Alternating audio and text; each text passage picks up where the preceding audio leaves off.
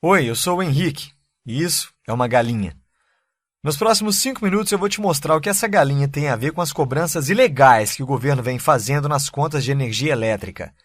Eu tenho absoluta certeza que você já ouviu falar essa frase. De grão em grão a galinha enche o papo. Eu sinto te dizer que essa é a mais pura verdade. E nesse cenário, a galinha é o nosso querido governo. E os grãos são os milhares de reais dos pagamentos indevidos que milhões de brasileiros vêm fazendo todos os meses.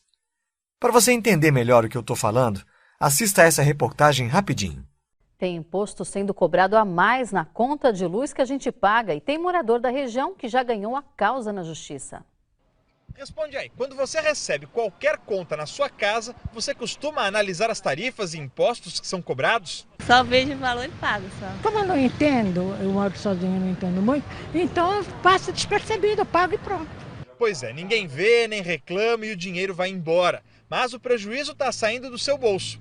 Nas contas de luz, o governo está cobrando o imposto de circulação de mercadorias e serviços, o ICMS, de praticamente tudo, quando por lei só poderia cobrar do consumo. A lei é clara em dizer que só existe a cobrança do ICMS quando nós falamos sobre tarifa de consumo.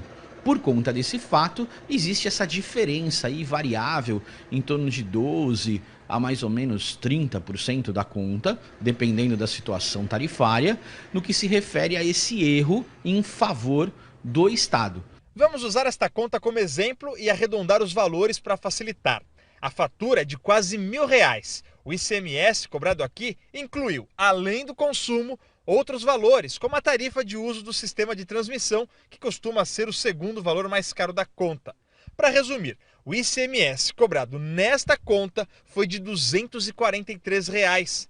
Mas, pelo cálculo do advogado, não era para chegar nos 100. Ele explica que o cálculo deveria ser feito apenas em cima do consumo, que neste caso foi de R$350. Isso daria uma diferença de quase R$150 na conta. Foi por isso que a empresária Regina entrou com a ação na justiça em maio e agora saiu o resultado em primeira instância. Regina já pensa em entrar com a mesma ação para a conta de luz do comércio dela. É uma coisa assim que é nossa por direito, então a gente não está tirando de ninguém. Então eu acho que isso é que vale a pena, a gente tem que lutar por aquilo que a gente acredita, né? O advogado explica que o Estado recorre automaticamente em todas as instâncias. Na maioria dos casos, o consumidor ganha e o Estado tem que pagar a diferença com juros e correção. Vale lembrar que o processo serve para duas coisas. Num primeiro momento, para que o consumidor deixe de pagar esse valor a mais do ICMS. E num segundo momento, para que ele possa receber os 5 últimos anos relacionados a esse fato.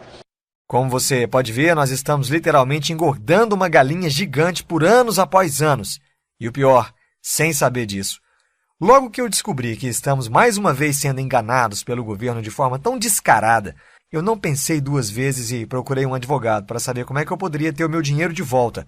Afinal, eu não devia aquele dinheiro e mesmo assim eu paguei. A boa notícia é que eu poderia pedir na justiça a restituição dos valores que eu paguei indevidamente nos últimos 5 anos e seria restituído com correção monetária. Ou seja, o governo teria que me devolver tudo. A má notícia é que eu teria que pagar entre 25% a 30% do valor da restituição para o advogado entrar com a minha ação. Eu te confesso que eu não fiquei feliz com isso, não. Afinal, eu já tinha sido enganado, paguei uma conta que não devia e para receber o meu dinheiro de volta, ainda por cima eu teria que pagar uma boa parte para um advogado. Achei muito injusto isso. Bom, o advogado não tem culpa disso, né? Afinal, é o trabalho dele. Mas eu decidi estudar mais sobre o assunto antes de assinar um contrato que me faria perder de 25% a 30% do meu dinheiro. O fato é que eu tinha descoberto essa informação e todos ao meu redor não sabiam disso. Então eu comecei a falar para todo mundo sobre esse direito, para alertar. Até que num almoço de domingo, na casa dos meus pais, quando eu comentei sobre o assunto, dando a minha opinião, dizendo que eu acho o maior absurdo, o meu primo, que é estagiário numa advocacia, respondeu: verdade, tem muita gente procurando o escritório para entrar com ação de restituição do ICMS. Ele contou um pouco sobre o processo e vagamente como eles faziam tudo isso lá. Logo após o almoço eu não aguentei e chamei ele para conversar na varanda da casa. Foi quando eu enchi ele de perguntas sobre como era exatamente o processo que teria que ser feito. Enfim, eu queria saber literalmente de tudo. E ele foi me explicando como eram os procedimentos, como faziam no escritório que ele trabalhava, até que ele me falou algo que me deixou com uma pulguinha atrás da orelha. Ele literalmente me falou com essas exatas palavras.